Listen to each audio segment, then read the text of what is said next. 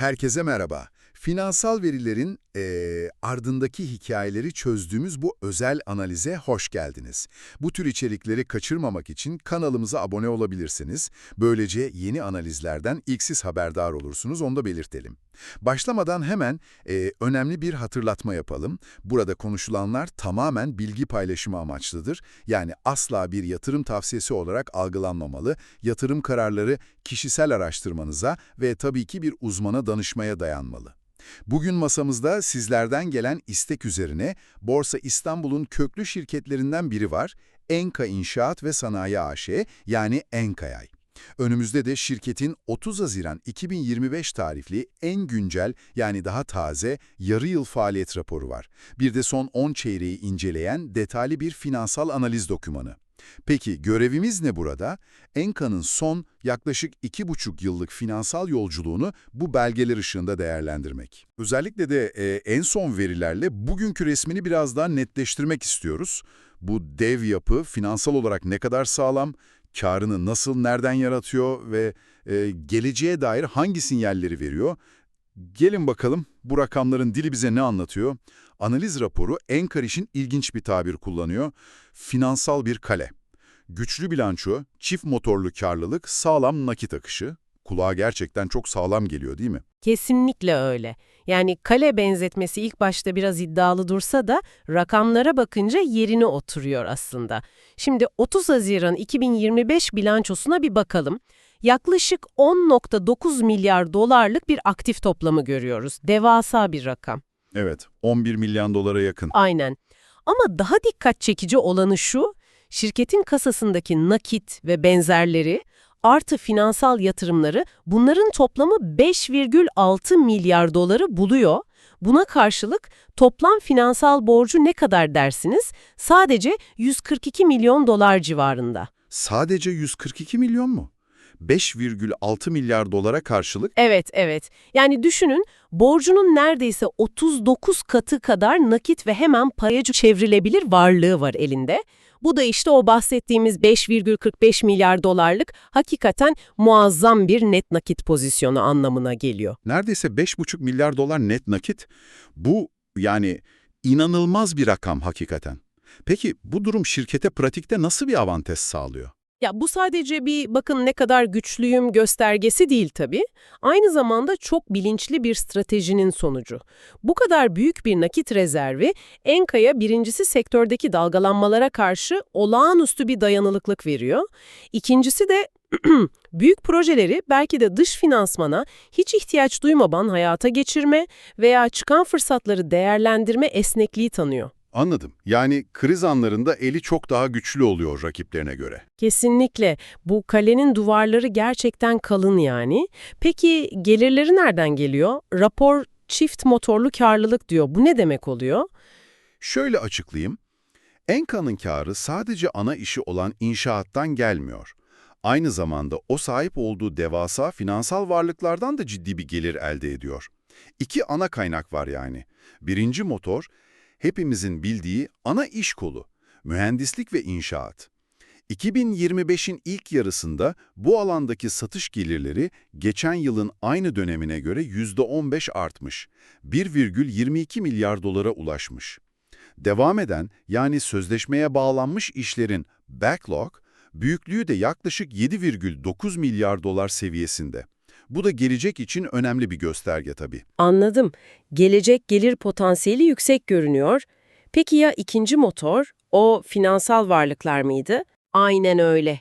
İkinci ve belki de en az ilki kadar, hatta bazen daha da güçlü olan motor, o bahsettiğimiz 5,6 milyar dolarlık finansal varlıklardan elde edilen gelirler. Analizler şunu gösteriyor, yatırım faaliyetlerinden elde edilen gelirler, bazı dönemlerde ana faaliyet olan inşaattan elde edilen kâra çok yaklaşıyor, hatta bazen geçebiliyor bile. Çok ilginç. Yani inşaat işleri yavaşlasa bile finansal gelirler durumu dengeleyebiliyor. Tam olarak öyle. Bu da riski dağıtan çok önemli bir faktör. İnşaat ve finansal gelirler dışında enerji ve gayrimenkul segmentleri de vardı sanırım raporda. Oralarda durum nasıl? Evet var. Enerji tarafında Türkiye'nin elektrik ihtiyacının yanılmıyorsam yaklaşık %10'unu karşılayabilecek kapasitede doğalgaz santralleri bulunuyor. Önemli bir oyuncu yani. Ayrıca Kırklareli'nde yeni bir santral yatırımı ve Bulgaristan'da da bir güneş enerjisi santrali yatırımı devam ediyor. Geleceğe dönük adımlar bunlar. Gayrimenkul tarafına bakınca gelirlerin önemli bir kısmı Moskova'daki ofis binaları, AVM ve otelden geliyor. Bu segmentin geliri de ilk yarıda %15 artarak 187 milyon dolara yükselmiş. Orada da bir artış var. Ama bir aması var gibi hissettim. Şöyle bir nokta var, evet. Gayrimenkul gelirlerinin büyük ölçüde tek bir coğrafyada, yani Moskova'da yoğunlaşması meselesi. Bu durum faaliyet raporunda da zaten belirtiliyor. Potansiyel bir jeopolitik risk unsuru taşıyor. Yatırımcıların bu riski de tabii ki göz önünde bulundurması gerekiyor. Anladım. Bu önemli bir detay. Peki şirketin yarattığı bu güçlü nakit akışı ne oluyor? Yani kasada mı duruyor sadece yoksa hissedarlara bir dönüşü var mı? Olmaz mı? Var tabii. Şirket faaliyetlerinden güçlü bir nakit akışı yaratıyor bu kesim. Bu nakdin bir kısmını işlerini büyütmek için tekrar yatırıma dönüştürüyor. Önemli bir kısmını zaten devasa olan finansal varlıklarına eklemeye devam ediyor.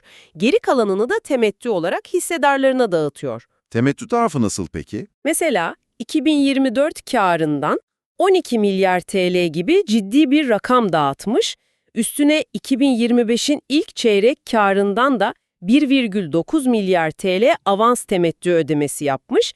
Bu da bize düzenli ve kayda değer bir temettü politikası izlendiğini gösteriyor.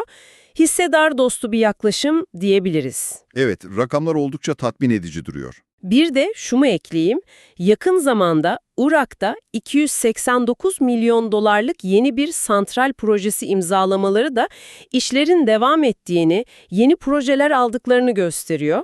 Analistlerin genel görüşü de zaten şirket için genelde olumlu yönde seyrediyor. Gerçekten bu finansal tabloda dikkat çekici çok nokta varmış. Peki sizin bu analizde en çok ilginizi çeken ne oldu? Yani bu devasa nakit gücü mü, çift motorlu karlılık yapısı mı, yoksa düzenli temettü ödemeleri mi?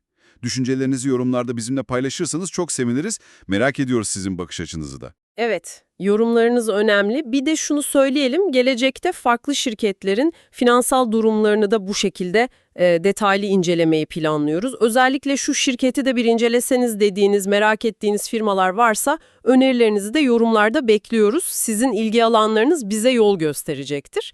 Bitirirken belki akılda kalması gereken şöyle bir soru bırakabiliriz. Enka'nın bu kadar büyük bir net nakit pozisyonu ona müthiş bir güvenlik alanı sağlıyor. Bu kesin, bunda hemfikiriz. Ancak acaba bu devasa sermayenin daha büyük bir kısmını sadece finansal varlıklarda tutmak yerine daha agresif büyüme projelerine veya belki yeni iş alanlarına yönlendirmek uzun vadede hissedarlar için daha fazla değer yaratma potansiyeli taşımaz mıydı? Evet, bu gerçekten üzerinde düşünülecek stratejik bir denge meselesi. Muazzam bir güç ama bu gücü nasıl kullandığı da bir o kadar önemli. Enka İnşaat ve Sanayi AŞ üzerine yaptığımız bu kapsamlı incelemenin sonuna geldik. Umarız şirketin finansal sağlığı ve stratejileri hakkında size net bir bakış açısı sunabilmişizdir.